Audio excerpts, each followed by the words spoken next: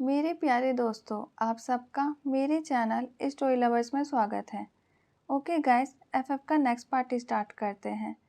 Last part में हमने सुना था कि वी ने किसी जाने पहचाने आदमी को खून करते हुए देख लिया था, जिसके कारण उसके चीख निकल गई थी। अब सबकी नज़र वी पर थी। अब आगे, वी तो पहले ही ठंड के मारे काँप रहा था। अब तो डर के मारे उसका काँपना और बढ़ गया था। वी अपने कांपते हुए होठों से कहता है, मिस्टर लैंजा, आप ऐसा कैसे कर सकते हैं? आप ऐसे किसी का खून कैसे कर सकते हैं? क्या आपको किसी का डर नहीं है? लैंजा के आदमी भी वी को देखकर हैरान थे। वो सब अच्छे से अपने बॉस के पार्टनर को पहचानते थे। ये सारे आदमी लैंजा के भरोसेमंद आदमी थे। इन सब ने अपनी आंखों से विंग को खाई में गिरते देखा था। वी जाओ धीरे से अपने साथी से कहता है, ये तो विंग सर है ना? लेकिन ये तो मर चुके थे। हमने तो उस दिन इन्हें नदी में भी ढूंढा था, लेकिन इनका कुछ भी पता नहीं चला था। क्या हम सब जो देख रहे हैं सब सच है? लैंजा का ध्यान विंग पर जाता है। लैंजा अपने मन में कहता है, हमेशा ऐसा ही क्यों होता है? इसने फिर से मुझे खून करते हुए देख लिया। अब विंग को समझाना बहुत ही मुश्किल हो जाएगा। लैंजा विंग को समझाने के लिए उसके पास जाने लगता है। विंग डर के मारे पीछे हटने लगता है। विंग अचानक से अपनी जान को बचाने के लिए बहुत तेज भागने लगता है। लैंजा पीछे से आवाज़ लगाता है, बेबी रुको, मेरी बात तो सुनो। विंग लैंजा की कोई बात सुनने के लिए तैयार नहीं था। अभी उसे लैंजा से बहुत डर लग रहा था। लैंजा विंग के पास पहुंच जाता है और उसका हाथ पकड़ लेता है। विंग घबराते हुए कहता है, प्लीज़ मुझे जाने दो, मुझे मत मारो, मैं किसी को कुछ नहीं बताऊंगा। लैंजा कहता है, बेबी तुम डर क्यों रहे हो? मैं कुछ नहीं करूँगा, पहले मेरी बात तो सुनो। विंग इतना डर रहा था कि उसे लैंजा की कोई बात सुनाई नहीं दे रही थी। विंग डर के मारे लैंजा के बाहों में बेहोश हो जाता है। ऊपर से वो 5 घंटों से बारिश में भीग रहा था। लैंजा विंग को अपने बाहों में उठाकर अपने कार के पास ले जाने लगता है। लैंजा के आदमी अभी भी विंग को घूर रहे थे। एक तो विंग बहुत सेक्सी लग रहा था, ऊपर से वो सब सरप्राइज थे विंग को जिंदा देखकर। जब लैंजा नोट करता है कि उसके आदमी क्या कर रहे हैं, लैंजा खा जाने वाले लुक के साथ उन्हें देखने लगता है। वो साफ साफ बताना चाहता था कि विंग सिर्फ उसका है और कोई भी उसे घूर नहीं सकता। जब लैंजा के आदमी अपने बॉस को देखते हैं तो उन्हें पता चल जाता है कि उनके बॉस क्या कहना चाहते हैं। उन सबको अपनी ज़िंदगी बहुत ही प्यारी थी। वो कोई भी रिस्क नहीं लेना चाहते थे, इसलिए वो सब जल्दी से अपनी नज़रों को हटा लेते हैं और कहीं और देखने लगते हैं। लैंजा सबको वापस जाने के लिए कहता है और खुद विंग को अपने गोद में लेकर कार में बैठ जाता है। लैंजा विंग को अपने सीने से चिपकाए हुए था, क्योंकि विंग बहुत बुरे तरीके से काँप रहा था। वो अपने शरीर की गर्मी विंग को देना चाहता था। लैंजा प्यार से विंग के माथे पर किस करते हुए कहता है, बेबी तुम इतनी रात को बाहर क्या कर रहे थे? तुम्हें अभी घर पर होना चाहिए था। देखो तुमने अपनी क्या हालत बना ली। ईमेल के हिसाब से तो यंग तुम्हारी बहुत केयर करता है, लेकिन ऐसा लग तो नहीं रहा।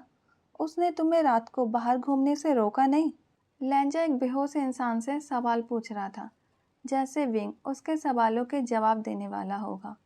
कुछ देर बाद लैंजा की कार एक बहुत बड़े मैंसन के आगे आके रुकती है। फाइनली विंग अपने रियल घर पहुंच चुका था। ये अलग बात है कि उसे कुछ भी याद नहीं था। लैंजा विंग को अपने बाहों में उठाता है और उसे अपने बेडरूम में लेके जाता है। लैंजा विंग को बेड पर लेटा देता है। वो विंग के गीले कपड़े देखता है। लैंजा सोचता है, क्या मैं इसके कपड़े चेंज कर दूं? फिर लैंजा सोचता है, अगर मैं नहीं करूँगा तो और कौन करेगा? पहले लैंजा विंग की शर्ट खोलता है, फिर उसकी पैंट भी खोलता है और उसे टॉवल से सही से साफ करने लगता है। जब लैंजा विंग को साफ कर रहा था, उसकी नज़र विंग के कमर के ऊपर पड़ती है, जहाँ चोट तो ठीक हो गई थी, लेकिन घाव का निशान अच्छे से देखा जा सकता था। लैंजा अच्छे से जानता था कि ये कौन सा निशान है। विंग के मांस का टुकड़ा कमर के पास से ही हटा था, जो लैंजा को उस दिन मिला था। लैंजा अपने आप ही विंग के कमर के पास झुकता है और विंग के चोट के ऊपर लाइट किस करता है, जैसे वो विंग के दर्द को ख़त्म करने की कोशिश कर रहा हो। लैंजा काफ़ी सालों बाद अपने विंग के इतने करीब था। लैंजा विंग को अपनी शर्ट पहना देता है और अपने रूम से बाहर जाकर अपने हेड सर्वेंट से कहता है 1 घंटे के अंदर विंग का सारा सामान स्टोर रूम से बाहर निकालो और जो सालों पहले जैसा था वैसा करो। विंग के सारे कपड़े वापस अलमीरा में रखो। उसकी सारी फ़ोटो दीवारों में सजाओ। ऐसा कह के लेंजा स्टोर रूम की चाबी हेड सर्वेंट को पकड़ा देता है। बेचारा हेड सर्वेंट अभी तो उसकी सही से नींद भी नहीं खुली थी क्योंकि सुबह के 4 बजे थे। फिर भी हेड सर्वेंट खुश था क्योंकि विंग वापस आ गया था। इस घर में सब विंग को अच्छे से जानते थे।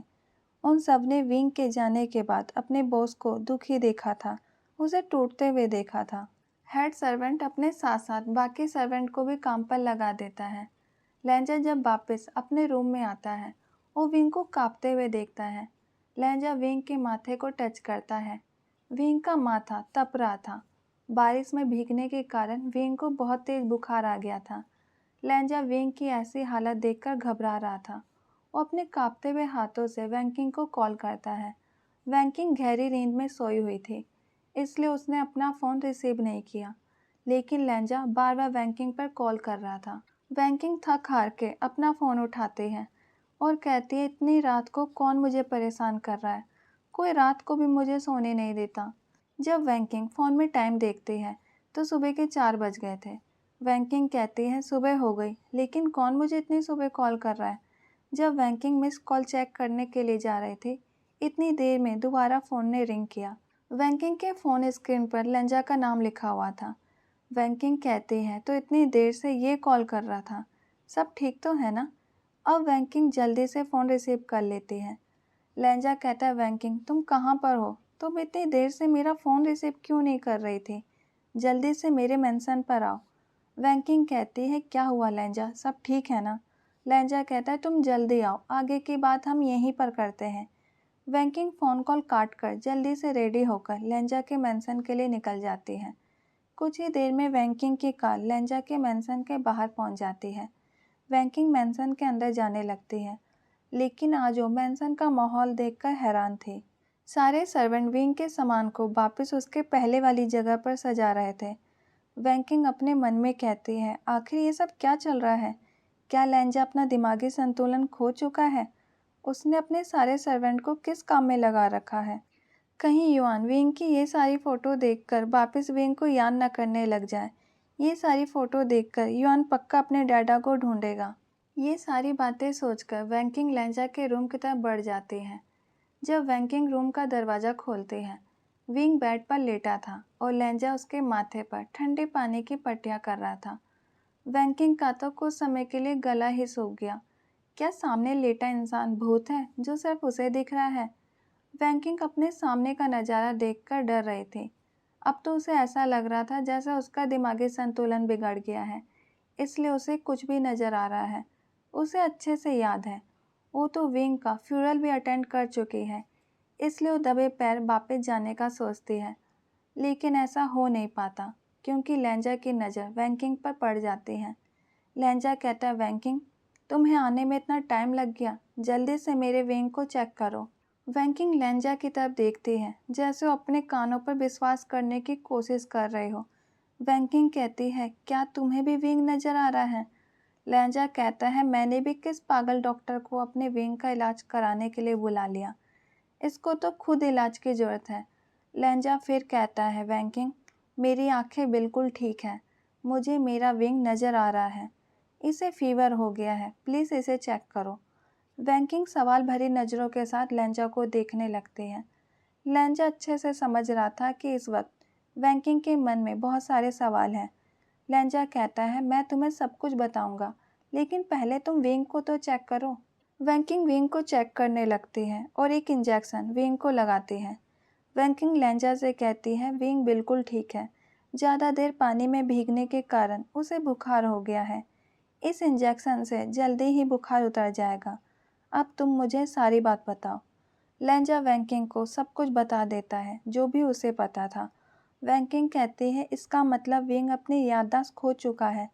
लेंजा हाँ में अपना सर हिलाता है। वैंकिंग कहती है, कोई बात नहीं, उसे जल्दी ही सब कुछ याद आ जाएगा। मैं तुम्हारे लिए खुश हूँ कि कम से कम तुम्हें तुम्हारा प्यार वापस मिल गया। अब मैं चलती हूँ, ऐसे भी तुमने मेरी नींद खराब कर दी। मैं कुछ समय सोना चाहती हूँ, फिर मुझे हॉस्पिटल भी जाना है। लहंजा एनॉयड होते हुए कहता है, तुम्हें रोका किसने है, जाओ मेरा दिमाग खराब मत करो। वैंकिंग लहंजा की तरफ देखती है और कहती है, तुम्हारा कुछ नहीं हो सकता। मुझे बुलाने के लिए इतने सारे कॉल किए और अब एक थैंक यू भी नहीं बोला जा रहा, ऊपर से इतना रूडली बिहेव कर रहे हो। लहंजा कहता है, क्या मुझे अपनी सिस्टर को थैंक यू बोलने की ज़रूरत है। वैंकिंग कहती है, अच्छा मैं जा रही हूँ, मैं जल्दी ही विंग से मिलने आऊँगी। ऐसा कह के वैंकिंग उस मेंशन से बाहर चली जाती है। वैंकिंग लहंजा के लिए बहुत खुश थी। उसे खुशी थी कि युआन के डैडा उसे वापस मिल गए। लहंजा फिर से विंग के पास बैठ जाता है। वो प्यार से विंग के बालों को सहला रहा था। अचानक से नींद में ही विंग ने लहंजा के बाजुओं को पकड़ लिया। ये देखकर लहंजा के होठों पर एक बड़ी सी स्माइल आ गई। ऐसे तो लहंजा इस रूम से बाहर जाने की सोच रहा था, लेकिन वो अपना हाथ खींचकर विंग को नींद से नहीं जगाना चाहता था, इसलिए वो खुद विंग के बगल में लेट गया। कुछ देर बाद विंग गर्माहट ढूंढते हुए लहंजा के सीने से चिपक गया। आज लहंजा की जिंदगी में एक बार फिर से खुशियों ने दस्तक दी थी। विंग लहंजा की बाहों में बहुत ही कंफर्टेबल था, जैसे वो लहंजा का टच पहचानता हो, उसकी गर्माहट पहचानता हो। कुछ देर में लहंजा भी नींद के आगोश में चला गया। दोनों एक दूसरे के बाहों में लिपट कर सोए हुए थे, जैसे दोनों एक दूसरे को मिस कर रहे थे। आज कई सालों बाद दोनों को बहुत ही अच्छी नींद आई थी। लहंजा और विंग तो बहुत ही अच्छे से सोए हुए थे, लेकिन यंग की नींद उड़ी हुई थी। यंग रात के 3 बजे से विंग को ढूंढ रहा था। अब सुबह के 9 बज गए थे। थक हार के यंग ने पुलिस स्टेशन में मिसिंग कंप्लेंट भी लिखवा दी थी और यंग वापस मेंशन आ गया था। यंग का चेहरा देखकर कोई भी बता सकता था कि वो कितना थका हुआ है। जब यंग मेंशन के अंदर पहुंचा तो उसने देखा कि समायरा ब्रेकफास्ट करने से इनकार कर रही थी और आज वो स्कूल भी नहीं गई थी, क्योंकि आज विंग इस घर में नहीं था समायरा के नखरों को उठाने के लिए। आज यंग को विंग की बहुत ही कमी महसूस हो रही थी। कहते हैं ना, उस चीज़ की कदर जब होती है जब वो चीज़ हाथों से निकल जाती है। किसी व्यक्ति के जाने के बाद उसके इम्पोर्टेंस का पता चलता है। यंग को लगता था कि उसने विंग की मदद की थी उसे अपने घर पर रखकर, लेकिन आज उसे ऐसा लग रहा था कि विंग ने उस पर एहसान किया था, उसे अपना मानकर, समायरा की इतनी केयर करके, उन सबको इतना प्यार देकर। बदले में विंग ने कभी भी कुछ नहीं मांगा था। समायरा जैसे ही यंग को देखती है वो भागकर अपने डैड के पास जाती है। यंग समायरा को अपने गोद में उठा लेता है। समायरा कहती है, डैड, डैडा कहाँ है? मुझे डैडा कहीं भी नज़र नहीं आ रहे, प्लीज़ मुझे डैडा के पास ले जाओ। यंग को समझ नहीं आ रहा था कि वो समायरा से क्या कहे, उसे कैसे समझाए। जब से विंग यंग की ज़िंदगी में आया था, समायरा की सारी जिम्मेदारी विंग ने ले ली थी। विंग समायरा का पूरा ख्याल रखता था। उसे कभी भी समायरा की चिंता नहीं होती थी। उसे पता था समायरा एक सेफ हाथों में है, इसलिए उसने अपना सारा ध्यान अपने बिजनेस पर लगा दिया था। कहीं ना कहीं यंग को अपनी फैमिली कंप्लीट लगती थी। विंग हमेशा स्माइल के साथ यंग का इंतज़ार करता था, लेकिन आज यंग ने अपने गुस्से के कारण विंग को खो दिया था। उसके कुछ गलत शब्दों ने विंग को घर छोड़ने पर मजबूर कर दिया था। यंग कहता है, समायरा, डैडा अपनी फैमिली से मिलने गए हैं, वो कुछ दिन में वापस आ जाएंगे।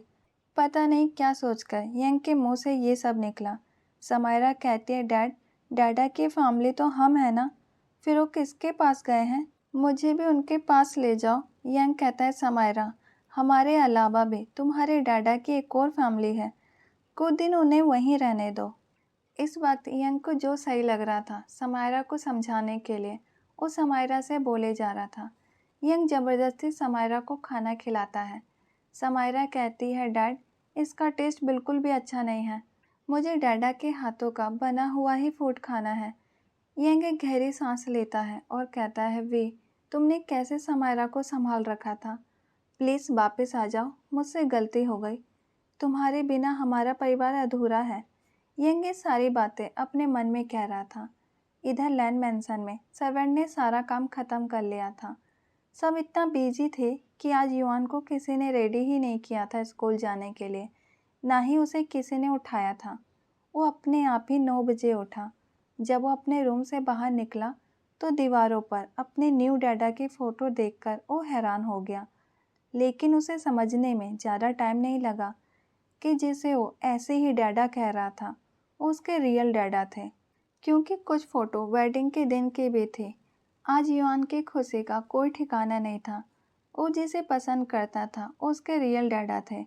अब वो जल्दी से अपने डैडा को अपने घर लाना चाहता था। यही बात करने के लिए युआन लेंजा के रूम में चला गया, लेकिन उसने देखा कि उसके डैड और डैडा एक दूसरे के बाहों में बहुत ही प्यार से सोए हुए थे। युआन एक समझदार बच्चा था, इसलिए उसने उनकी नींद डिस्टर्ब नहीं की और रूम से बाहर निकल गया। युआन सोच रहा था कि डैड डैडा को कब लाए, लेकिन युआन बहुत खुश था। उसकी फैमिली कंप्लीट हो गई थी। कुछ समय बाद रूम के अंदर विंग की नींद खुलती है। आज उसे बहुत ही अच्छी नींद आई थी। आज उसे ऐसा फील हो रहा था जैसे वो सेफ है, कोई भी उसका कुछ बिगाड़ नहीं सकता। बड़ी सी स्माइल के साथ विंग अपनी आंखें खोलता है। जब वो आंखें खोलता है तो वो घबरा जाता है। किसी ने टाइट से उसके कमर को पकड़ रखा था।